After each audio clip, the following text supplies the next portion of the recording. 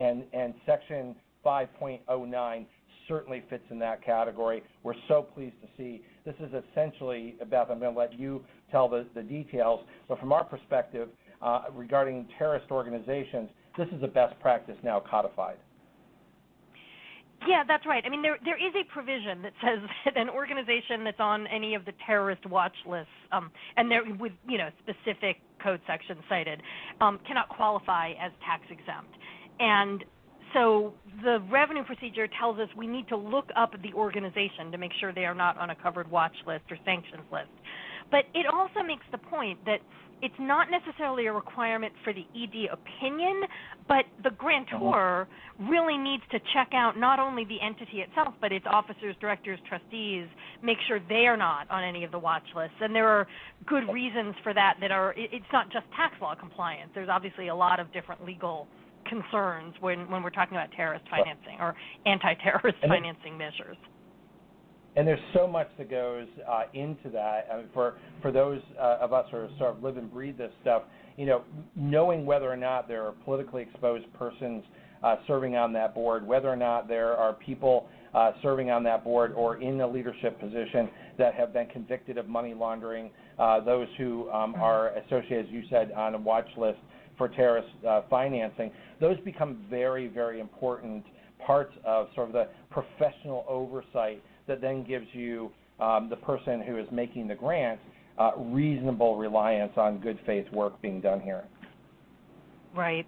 Well, and in some of those laws, this revenue procedure is about an area where you get protection. Like if you reasonably rely on an opinion of counsel, you're protected, even if the IRS disagrees with that opinion in the long run.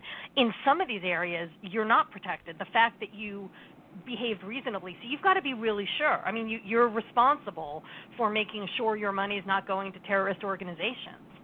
Exactly, and that's why for years an ED certificate standing by itself is not necessarily a license to give. There's a lot of other aspects of moving money internationally, both out of the U.S. and into another country, that have to be satisfied and taken into consideration. Now, Beth, we're going to just have a very quick mid-show reminder here, and then we're going to come back. When we come back, we do have a caller, so caller will be with you in just 1 second. Remember, our podcasts and archives are always available 24 hours a day at capamerica.org. If you're listening today, our phone lines are open. Call in and ask a question by dialing 914-338-0855. Now, back to the Cap America Radio Network and our host, Ted Hart.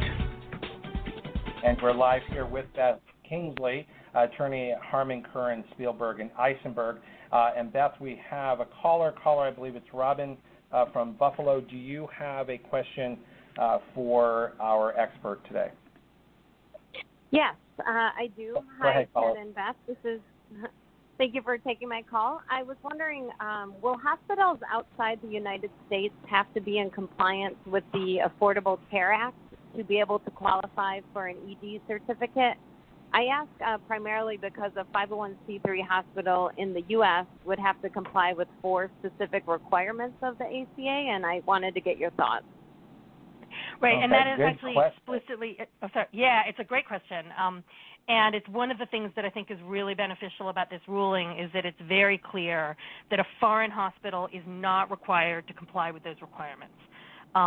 Unless it's also licensed in the United States.